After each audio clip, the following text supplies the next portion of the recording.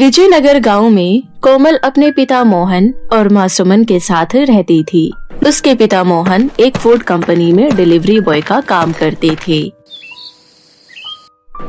एक दिन डिलीवरी करते समय देरी हो जाने के कारण अपना वाहन बहुत ही तेजी से चला रहे थे और लापरवाही के कारण उनका एक्सीडेंट हो गया। एक्सीडेंट में मोहन का एक पैर पूरी तरह से टूट गया। उस दिन के बाद मोहन को चलने फिरने में बैसाखी का सहारा लेना पड़ता था। अब वो एक अपाहिज थे। अपाहिज को भला कौन नौकरी पर रखता, इसलिए उन्हें अपनी नौकरी से भी हाथ धोना पड़ा। इसलिए 1 महीने से मोहन नौकरी ढूंढने की बहुत कोशिश करता है, लेकिन अपाहिज होने के कारण उसे कोई नौकरी नहीं दे रहा था। दूसरी ओर उनका मकान मालिक सुरेंद्र सिंह रोज घर आकर अपने पिछले 4 महीने का किराया मांग रहा था, लेकिन मोहन भी क्या कर सकता था। वो हमेशा सुरेंद्र सिंह से कुछ दिन की मोहलत मांगता और सुरेंद्र सिंह के पैरों में गिर जाता। और अब तो बारिश का मौसम भी शुरू हो गया। बारिश होने के कारण सड़कों पर पानी भर जाता था, जिसकी वजह से मोहन को आने जाने में काफी परेशानी होती थी। मोहन को आज भी कहीं नौकरी नहीं मिली। आज फिर मुझे कहीं नौकरी नहीं मिली, अब क्या होगा। मोहन अपने घर पहुंचता है और देखता है कि सुरेंद्र सिंह पहले से ही घर में मौजूद था। अगर तुम्हें थोड़ी सी भी शर्म बाकी है तो ये घर खाली कर दो। अगर मुझे मेरा किराया नहीं मिला तो मैं अभी के अभी तुम्हारा घर खाली करवा दूंगा। नहीं नहीं मालिक, ऐसा मत कीजिए, बस मुझे कुछ दिन की मोहलत और दे दीजिए, मैं आपका सारा किराया चुका दूंगा। अगर तुम्हारी छोटी बच्ची ना होती तो मैं तुम्हें कब का धक्के मार कर बाहर निकाल दिया होता। सिर्फ 2 दिन की मोहलत और देता हूँ तुम्हें। अगर 2 दिन के अंदर मुझे मेरा 4 महीने किराया नहीं मिला तो मैं अपने लोगों को कहकर तुम्हारा सारा सामान बाहर फेंकवा दूंगा। इतना बोलकर सुरेंद्र सिंह बाहर चला जाता है। क्या हुआ पिताजी, कोई काम मिला? एक अपाहिज को भला कौन काम पर रखता है, पर लोग क्यों नहीं समझते। आखिर अपाहिज लोगों का भी तो परिवार होता है। क्या उन्हें पैसे कमाने की जरूरत नहीं होती? क्या उनका खर्चा कोई और उठाता है? अपाहिज होना उनकी मर्जी तो नहीं होती, मजबूरी होती है। मैं कल फिर से जाकर कोशिश करूँगा।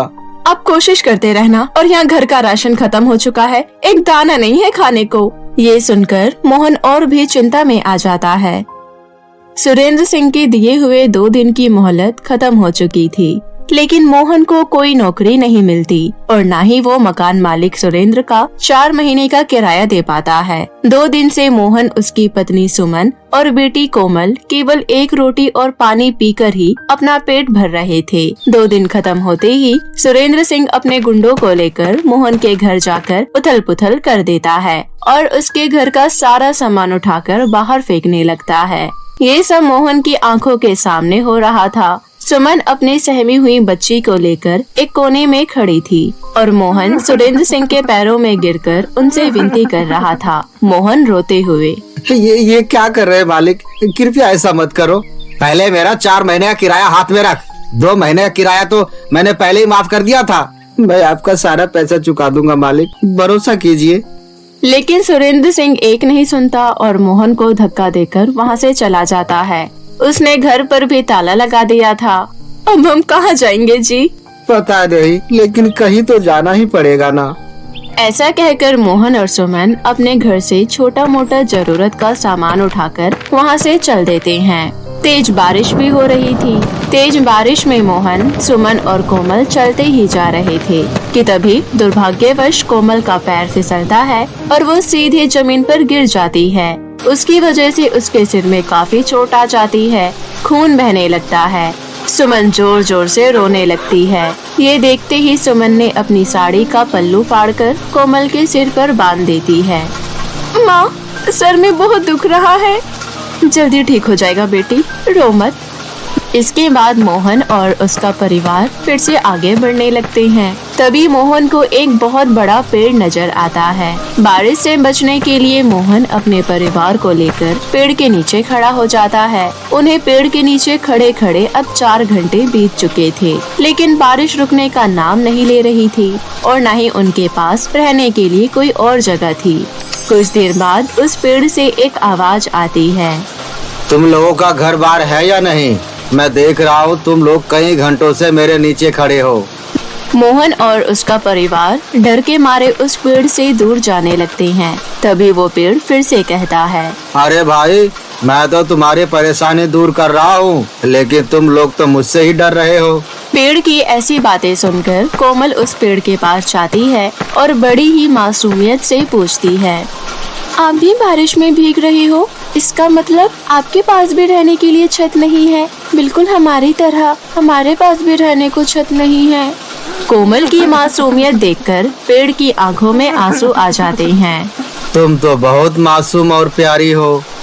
इतना बोलकर वो पेड़ कोमल को जादुई सैंडल देता है। वो सैंडल सोने की थी।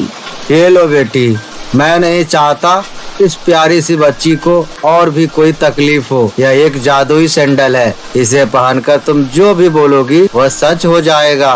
इस जादुई सैंडल को जो भी पहनेगा ये उसके नाप की हो जाएगी। कोमल सैंडल लेकर अपने पिता को देती है और कहती है, इसे पहन लीजिए पिताजी।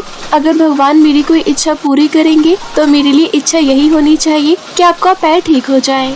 ये देखकर पेड़ और भी ज्यादा खुश हो जाता है।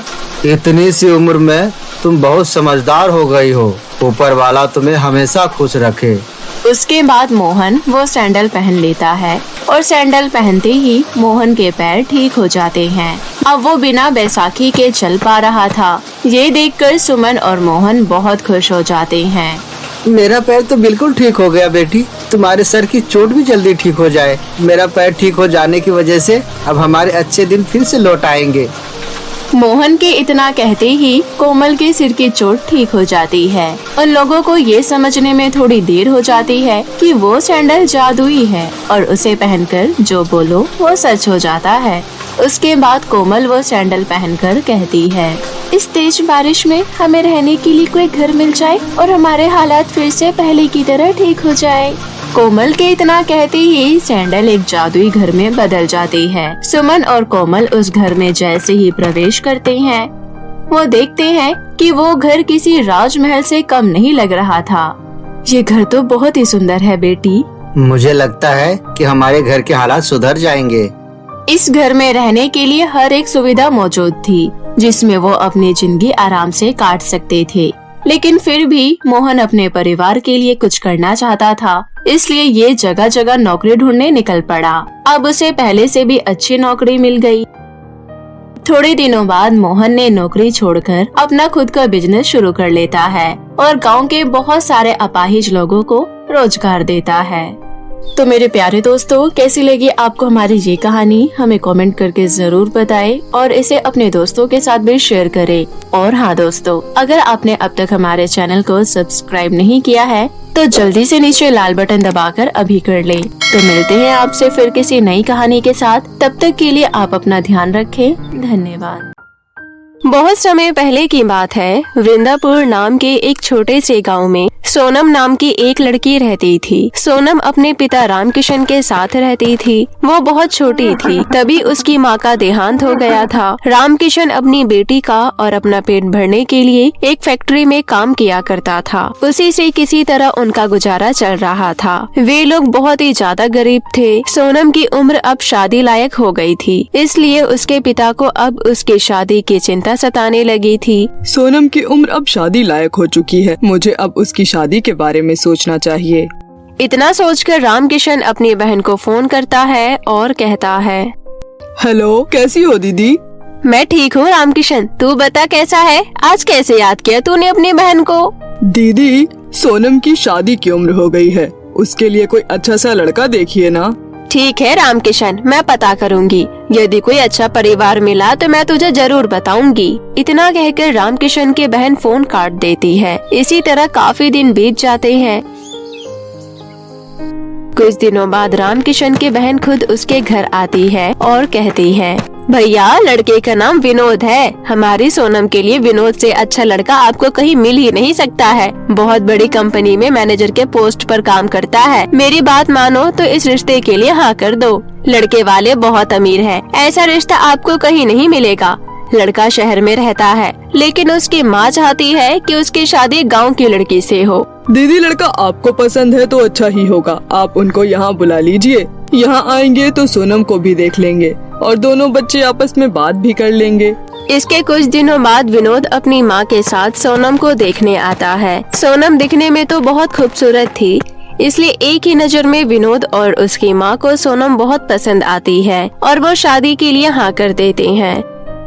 इसके कुछ दिनों बाद एक अच्छा मुहूर्त देखकर सोनम के पिता सोनम और विनोद की शादी करवा देते हैं। विनोद की माँ बहुत ही अत्याचारी और तेज औरत थी। सोनम के घर में जाने से पहले ही वो घर के सारे नौकरों को छुट्टी दे देती है और जब सोनम अपने ससुराल जाती है तो वो उसके सामने घर के काम करने का दिखावा करने लगती है। हे भगवान, इस बुढ़ापे में भी इतना सारा काम करना पड़ता है, हाय मेरे घुटने। तभी वहाँ पर उसका छोटा बेटा नितिन आता है और कहता है, माँ मुझे फटाफट 5,000 रुपए दे दो, मुझे बहुत जरूरी काम है, मुझे पार्टी करनी है। मैं जरा जल्दीबाजी में हूँ तो मैं जा रहा हूँ, भैया को बोल देना मुझे पेटीएम कर देंगे। इतना कहकर नितिन वहाँ से चला जाता है। तभी वहाँ पर सोनम आती है और अपनी सासू माँ से कहती है, मम्मी जी अब मैं आ गई हूँ ना, अब आपको काम करने की कोई जरूरत नहीं पड़ेगी। अब घर का सारा काम मैं खुद ही कर लिया करूँगी, अब आप केवल आराम कीजिएगा। नहीं बहू, अभी तो तुझे आई हुए एक दिन भी नहीं हुआ है। अगर तेरे से काम करवा लिया तो तेरा पति और ये समाज मुझे ताने दे देकर मार देंगे। मम्मी जी आप चिंता मत कीजिए, लोग जो भी कहते हैं उन्हें कहने दीजिए। और रही बात मेरे पति की तो उन्हें मैं समझाने के लिए हूँ ना, और वैसे भी काम करने की तो मुझे आदत है, गाँव में मैं खूब काम किया करती थी। ठीक है बहू, तो जरा ये झाड़ू पोछा का काम कर ले। सुन, झाड़ू पोछे के बाद खाना भी बना लेना, तब तक मैं देखती हूँ कोई नौकरानी मिलती है तो। उसके बाद सोनम घर के कामों में व्यस्त हो जाती है। अब रोजाना सोनम को ही घर का सारा काम करना पड़ता था। वो सुबह उठकर झाड़ू पोछा लगाती थी और उसके बाद नहाकर घर के लोगों के लिए खाना बनाती थी। खाना बन जाने के बाद वो सबको खिलाकर फिर बर्तन धोया करती थी और फिर सभी घर वालों के कपड़े भी वही धोती थी। धीरे धीरे ये रोज का नियम बन जाता है और अब तो उसकी सास भी उससे ठीक से बात नहीं करती थी। पता नहीं सासू माँ को क्या हो गया है, जब मैं नई नई आई थी तब तो ये मुझसे इतना प्यार करती थी, अब ना जाने इनको क्या हो गया है, मुझसे सीधे मुंह बात तक नहीं करती हैं। धीरे धीरे सोनम की सास का सोनम पर अत्याचार बढ़ता ही जा रहा था। केवल उसकी सास का ही नहीं बल्कि उसका देवर भी उस पर अत्याचार करता था। वो दोनों मिलकर सोनम को बहुत परेशान करने लगे। एक दिन की बात है, सोनम पोछा लगा रही थी, तभी नितिन वहाँ से जाने लगा तो सोनम ने कहा, नितिन अभी मैंने पोछा लगाया है, ज्यादा आना जाना मत करो वरना पैरों के निशान पड़ जाएंगे। आपने पोछा लगाया है तो क्या मैं आना जाना बंद कर दूं? अगर मुझे काम होगा तो मैं आऊँगा भी और जाऊँगा भी, आपको जो उखाड़ना है उखाड़ लो, समझी? नितिन आप ये मुझसे कैसी बात कर रहे हैं, रुकिए मैं अभी आपकी मम्मी जी से शिकायत करती हूँ। इतना कहकर सोनम अपनी सासू माँ को बुलाती है और कहती है, सासू माँ देखिए नितिन मुझसे कैसी बात कर रहे हैं। मम्मी मुझे काम था इसलिए मैं यहाँ से जा रहा था, तो ये मुझे कह रही हैं कि अभी पोछा मारा है यहाँ से मत जाओ। अब ये मुझे बताएंगी कि मेरे घर में मैं कहाँ से आऊँ और कहाँ से जाऊँ? तुम बिल्कुल सही कह रही हो बेटा। मनोज लड़की मेरे बड़े बेटे का खून चूस चूस कर तो तूने उसे पतला दुबला कर दिया है। अब क्या मेरे छोटे बेटे पर तेरी नजर है? खबरदार, जो तूने इसे किसी भी चीज के लिए कुछ भी कहा तो तेरे टांगे तोड़ दूंगी मैं, समझी? लेकिन मम्मी जी मैंने तो सिर्फ 2 मिनट रुकने के लिए कहा था और वो भी बहुत प्यार से कहा था। अगर नितिन मुझे बता देते इनको काम है तो मैं कुछ नहीं कहती। ज्यादा जमान लड़ाने की जरूरत नहीं है, समझी? वरना 1 मिनट भी नहीं लगेगा तुझे घर से बाहर निकालने में। मैं आपकी बहू हूँ मम्मी जी, और इस घर में मेरा भी उतना ही हक है जितना आप लोगों का है।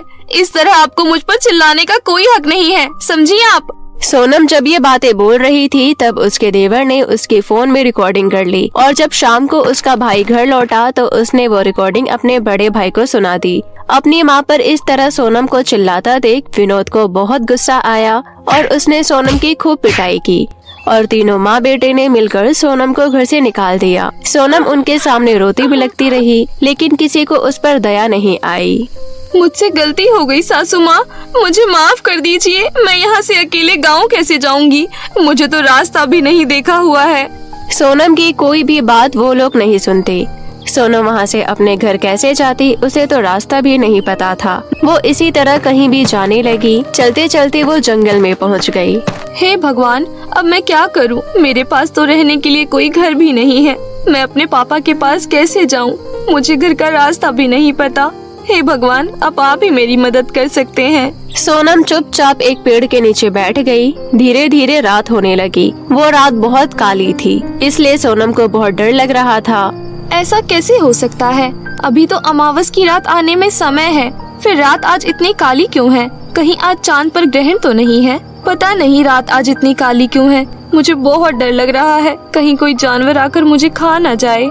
तभी सोनम को कुछ आवाज सुनाई देती है। सोनम आवाज सुनकर डर जाती है। ये आवाज कहाँ से आ रही है? ऐसा लग रहा है दो लोग आपस में बात कर रहे हैं। सोनम धीरे धीरे आवाज का पीछा करते हुए एक गुफा में पहुंचती है। वहां वो देखती है कि दो परियां आपस में बातें कर रही है।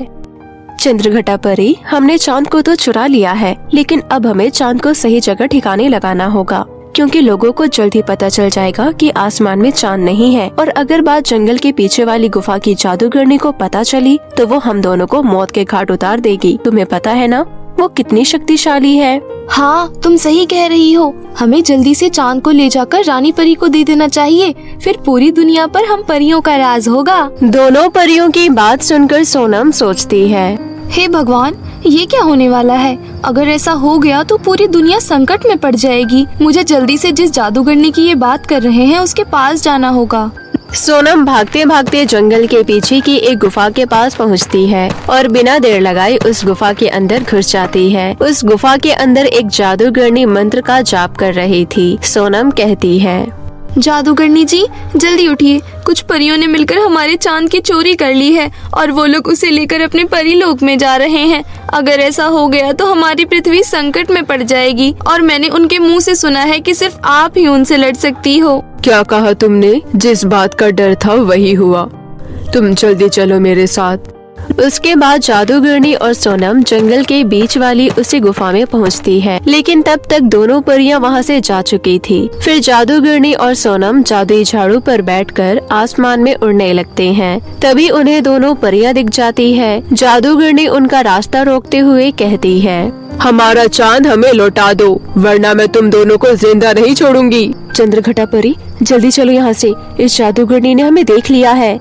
वो दोनों परियां जादूगरनी को इग्नोर करके वहां से जाने लगती है। तभी जादूगरनी अपनी शक्तियों से उन दोनों परियों पर हमला कर देती है। वो दोनों परियां वहां से डर के मारे गायब हो जाती है और चांद जमीन पर गिरने लगता है। तभी सोनम जादुई झाड़ू की मदद से चांद को पकड़ लेती है और जमीन पर गिरने से बचा लेती है। उसके बाद जादूगरनी और सोनम मिलकर चांद को उसकी सही जगह पर लगा देते हैं और फिर दोनों वापस जमीन पर आ जाते हैं। जादूगरनी कहती है, तुम बहुत बहादुर लड़की हो सोनम। अगर तुमने मुझे नहीं बताया होता तो आज ये चांद परियों के वश में हो जाता और फिर हम लोग भारी संकट में पड़ जाते। आज तुमने पूरी दुनिया पर एक बहुत बड़ी संकट आने से बचा लिया है। शुक्रिया जादूगरनी जी।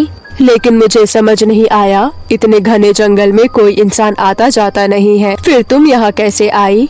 उसके बाद सोनम जादूगरनी को अपनी सारी बात बताती है। सोनम की सारी बातें जानने के बाद जादूगरनी कहती है, तुमने इतना बड़ा काम किया है, उसके बदले मैं तुम्हारी मदद जरूर करूंगी।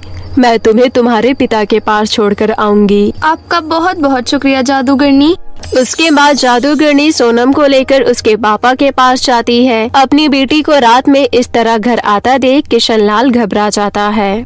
क्या हुआ बेटी, तुम इस समय यहाँ, और तुम्हारे साथ ये कौन है? पापा, ये जादूगरनी है। आज कुछ परियों ने चांद की चोरी कर ली थी, इन्हीं की वजह से आज चांद वापस अपनी जगह पर है। और रही बात मेरे ससुराल वालों की, तो उन्होंने मुझे घर से बाहर निकाल दिया है पापा, जबकि मेरी कोई गलती नहीं थी। उसके बाद सोनम अपने पापा को सारी बात विस्तार से बताती है। आपका बहुत बहुत शुक्रिया जादूगरनी जी। यदि आज आप मेरी बेटी को मेरे पास नहीं लाती तो पता नहीं इसका क्या होता। उसके बाद जादूगरनी किशनलाल के छोटे से घर को बहुत बड़ा घर बना देती है और उन्हें बहुत सारा धन दौलत देकर वहाँ से चली जाती है। इतनी सारी धन दौलत पाकर वो दोनों बहुत अमीर हो जाते हैं और रईसी से रहने लगते हैं। किशनलाल अपनी बेटी का विनोद से तलाक करवा देता है और उसकी दूसरी शादी कर देता है। अब किशनलाल भी अपने जीवन में खुश था और उसकी बेटी भी अपने दूसरे वैवाहिक जीवन में बहुत खुश थी।